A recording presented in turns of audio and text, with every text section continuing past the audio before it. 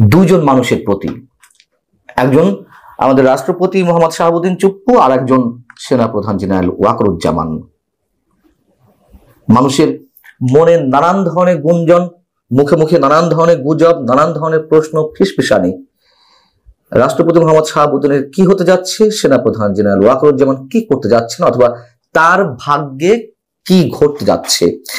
এবং সাম্প্রতিক সময় অর্থাৎ গত 3 দিন ধরে এই গুঞ্জনটি প্রকট আকারে ধারণ করেছে। যখন আওয়ামী লীগকে নিষিদ্ধ করা হলো, আওয়ামী লীগকে নিষিদ্ধ করার বিষয়ে সরকার এখনই এরকম একটি সিদ্ধান্ত নেবে, মানুষের ধারণার বাইরে ছিল। যখন এই ঘটনাটা ঘটলো তারপর থেকেই এই দুই ব্যক্তি সম্পর্কে নানান ধরনের গুঞ্জন। তো 3 দিন আগে সেনাপ্রধান জেনারেল ওয়াকারুজ্জামান বঙ্গভবনে গিয়েছিলেন, এটা সত্য কথা। এটিকে কেন্দ্র করে একটি পক্ষ বলার চেষ্টা করছেন তিনি সামরিক কূ ঘটানোর জন্য সেনা সমাবেশ ঘটিয়েছিলেন বঙ্গভবনে। কারা এই বিষয়টি বলছেন? যারা সেনা প্রধানকে যে কোনো হোক চাকরিচ্যুত করাতে চান।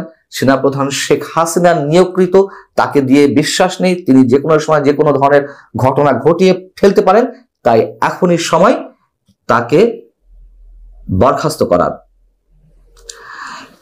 তারা বলছেন যে জেনারেল ওয়াকার সামরিক কূ ঘটানোর জন্য এই কাজটি করেছেন। তবে সেনাবাহিনীর জুনিয়র কর্মকর্তাদের প্রবল আপত্তির মুখে তিনি সেই সিদ্ধান্ত থেকে সরে আসেন। আরেকটি পক্ষে বলছেন যে তাকে বরখাস্ত করার যাবতীয় কর্মকাণ্ড হাতে নেওয়া হয়েছিল, সেভাবে সরকারের প্রস্তুতি ছিল। প্রস্তুতির অংশ হিসেবে প্রধান উপদেষ্টা কার্যালয় থেকে একটি চিঠি নাকি রাষ্ট্রপতি দপ্তরে গেছে, যেটা সেনা প্রধানকে চাকরিচ্যুত করার জন্য, এবং সেখানে রাষ্ট্রপতি যাতে স্বাক্ষর করা হয়। এই কথা শুনে, এটি পুরনো কথা, তারপরেও আমি একটু মেলানোর জন্য তাদের সামনে তুলে ধরছি বিষয়টা আসলে কি।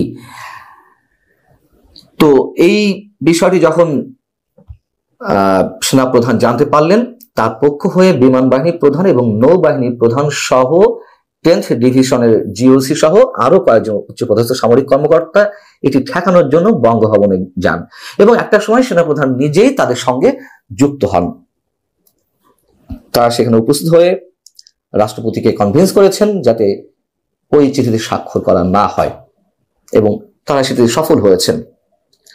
অর্থাৎ এই দুই ঘটনার যেটিই হোক, কিছু একটা ঘটেছে এটা নিশ্চিত, এবং কিছু একটা যে ঘটবে, কিছু একটা ঘটতে চলেছে, এটা মানুষ দীর্ঘদিন ধরে আশঙ্কার মধ্যে রয়েছে। এখন বিষয় হচ্ছে কি, যে রাষ্ট্রপতি মোহাম্মদ শাহাবুদ্দিন তিনি আওয়ামী লীগের লোক, আওয়ামী লীগ দ্বারা নির্বাচিত, এটা আমরা সবাই জানি। তাই সরকারের সব পক্ষের থেকে তাকে সন্দেহের দৃষ্টিতে রাখা হয়েছে। খুব স্বাভাবিক একটি বিষয়, এবং যার কারণে সরকারের আশীর্বাদ পুষ্ট যে রাজনৈতিক দল এনসিপি বা জাতীয় নাগরিক পার্টি, তার নেতারা অথবা বৈষম্য বিরোধী ছাত্র আন্দোলনের নেতারা, আমরা তো প্রকাশ্য দেখলাম যে বঙ্গভবন ঘেরাও করা হলো তার অপসারণের জন্য। পরবর্তীতে বিএনপির প্রবল আপত্তির মুখে সেই বিষয়টি ঠেকানো গেছে, কিন্তু পুরোপুরি যে তিনি নিশ্চিন্ত অবস্থা আছেন, নিশ্চয় তা নয়। আর সেনাপ্রধান পড়েছেন উভয় সংকটে, এটিও পুরনো কথা। আওয়ামী লীগের একটি বড় অংশ, 80% নেতাকর্মী মনে করেন যে তিনি বিট্রে করেছেন শেখ হাসিনার সঙ্গে, এবং তিনি এই সরকারের হয়ে কাজ করছেন। অর্থাৎ আওয়ামী লীগের একটি বড় অংশের চোখে যেমন তিনি চক্ষুশূল, ঠিক একইভাবে আবার সরকারের মধ্যকার একটি প্রভাবশালী বড় অংশের সন্দেহের মধ্যে সেনাপ্রধান যে কোনো কিছু ঘটিয়ে ফেলতে পারেন যে কোনো সময়। সামরিক কূ করে তিনি বর্তমান সরকারে বিদায় দিতে পারেন বা নিজের হাতে ক্ষমতা নিয়ে নিতে পারেন।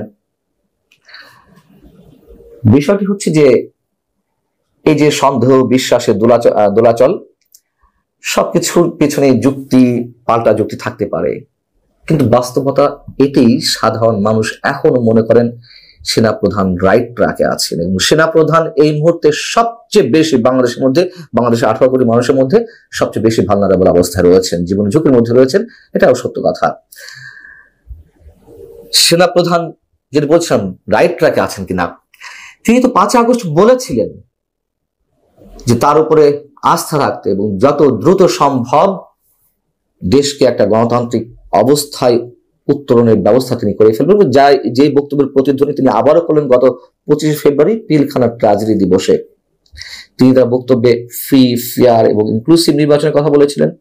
সেই জায়গা থেকে জাতীয় নাগরিক পার্টির নেতাদের, তখনও তো এই পার্টি আত্মপ্রকাশ করেনি, অর্থাৎ বৈষম্য বিরোধী ছাত্র আন্দোলন সমন্বয়কদের তুমুল সন্দেহ ছিল এবং সন্দেহ প্রকট আকার ধারণ করলো যে আওয়ামী লীগকে তিনি ইনক্লুসিভ নির্বাচন বলতে আওয়ামী লীগের অংশগ্রহণের কথাও বোঝাতে চাইছেন। এরপরে তো আরো অনেক কাহিনী ঘটেছে। সেনা প্রধান আওয়ামী লীগকে চান কি না চান, সেনা প্রধান নির্বাচন চান কি না চান, তার একটি কথা তো গুরুত্বপূর্ণ ওই দিন ছিল, যার কারণে আমার এই কন্টেন্টটি করা। সেটি হচ্ছে আপনারা সবাই কাদা ছুড়াছুড়ি করবেন না। এইভাবে একে অন্যের প্রতি কাদা ছুড়াছুড়ি করলে দেশের স্বাধীনতা, সার্বভৌমত্ব হুমকির মুখে পড়বে। আমাকে তখন দোষারোপ করতে পারবেন না। প্রত্যেকের জায়গা থেকে একটু চিন্তা করুন। তিনি যতই বিতর্কিত হন অথবা বিতর্কের বাইরে থাকুন, এই কথাটি কি আমরা কেউ অস্বীকার করতে পারবো?